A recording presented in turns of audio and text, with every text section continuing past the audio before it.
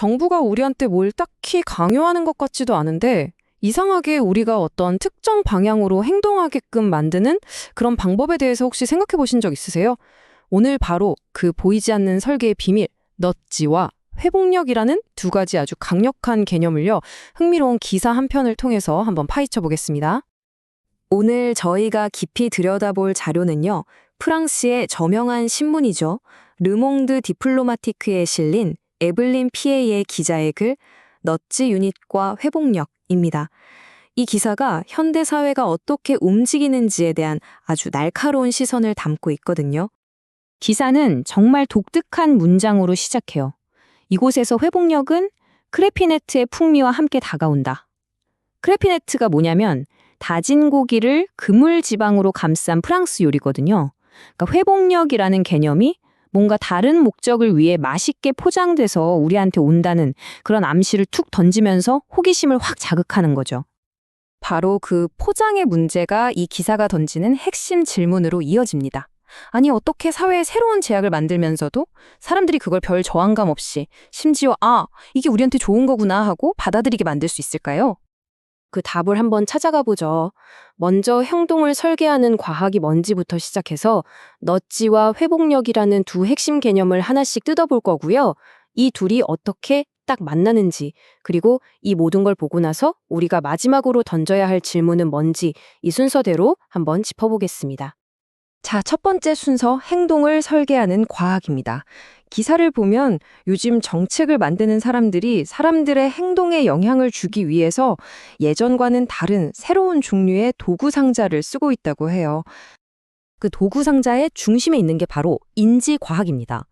이게 뭐냐면 쉽게 말해서 인간의 마음이 어떻게 돌아가는지, 우리가 어떤 심리적인 허점 같은 걸 갖고 있는지 이걸 연구해서요, 그 원리를 반대로 이용하는 거예요. 그래서 우리의 선택을 예측하고 또 원하는 방향으로 설계하는 거죠. 그렇다면 이 인지과학에서 나온 방법 중에 가장 유명하고 또 구체적인 게 뭘까요? 들어보셨을 수도 있는데 바로 넛지라는 개념입니다. 넛지, 말 그대로 옆구리를 슬쩍 쿡 찌른다는 뜻이잖아요. 이건 명령이나 강제가 아니에요. 선택의 자유는 주는 척 하면서 우리가 모르는 사이에 은근슬쩍 더 나은 선택을 하도록 유도하는 아주 부드러운 개입을 말하는 겁니다. 자, 이 슬라이드를 보시면 넛지가 뭔지 확 와닿으실 거예요. 엘리베이터 타지 마세요. 이건 그냥 강제잖아요. 선택의 여지가 없죠. 그런데 넛지는 뭐냐? 계단을 막 더 예쁘고 재밌게 만드는 거예요. 그럼 사람들이 계단으로 가볼까? 하고 스스로 선택하게 되죠. 결과는 비슷할지 몰라도 내가 결정했다는 그 느낌, 그 자율성이 완전히 다른 겁니다. 그런데 넛지 같은 도구만으로는 좀 부족하죠. 사람들한테 이 변화가 왜 필요한지 설득할 강력한 명분이 필요하잖아요. 기사는 바로 이 지점에서 회복력이라는 핵심 키워드가 등장한다고 딱 짚어냅니다. 기사는 회복력이라는 단어에 주목해요. 위기를 극복하고 더 강해지는 능력, 여기에 누가 반대하겠어요. 이 단어 자체가 굉장히 긍정적이고 모두가 동의할 수밖에 없는 목표처럼 들리니까 정책을 포장하는데 아주 효과적인 언어가 되는 거죠. 그러니까 핵심은 이거예요. 회복력이라는 말이 어떤 정책을 마치 미래의 어려움을 대비하는 필수 훈련인 것처럼 들리게 만들어서 그 정당성을 확보하는 데 도움을 준다는 거죠. 자, 이제 우리가 앞에서 살펴본 두 개의 조각이 하나로 딱 맞춰지는 순간입니다. 미묘한 행동 설계 도구인 넛지, 그리고 모두가 동의하는 명분인 회복력. 이 둘이 만나면 과연 어떤 일이 벌어질까요? 기사가 보여주는 전략은 아주 명확한 3단계 공식 같아요. 1단계, 정부가 원하는 행동을 정한다. 2단계, 그 행동이 우리 사회의 회복력을 키우는데 꼭 필요하다고 설득한다. 그리고 마지막 3단계, 사람들이 그 행동을 자연스럽게 하도록 유도하는 넛지를 설계해서 곳곳에 심어두는 겁니다.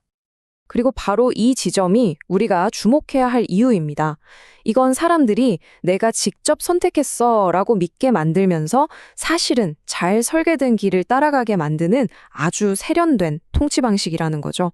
겉으로는 자유로운 선택이라는 모양새는 그대로 유지하면서요. 이 모든 걸 종합해 볼 때 기사는 우리에게 아주 근본적인 질문 하나를 남깁니다. 이게 바로 우리가 마지막으로 함께 생각해 봐야 할 부분이에요. 다시 한번 정리해 보자면 이 기사는 우리에게 하나의 시스템을 보여주고 있는 거예요. 인지과학이라는 도구와 회복력이라는 명분이 결합해서 우리의 행동을 부드럽게 설계하고 새로운 사회적 제약들을 우리가 기꺼이 받아들이게 만드는 그런 시스템 말이죠. 그리고 이게 우리에게 마지막으로 남겨진 생각할 거리입니다. 과연 우리가 스스로 내린 선택과 누군가 우리를 위해 설계해 놓은 선택 사이에 그 경계선은 대체 어디에 있는 걸까요?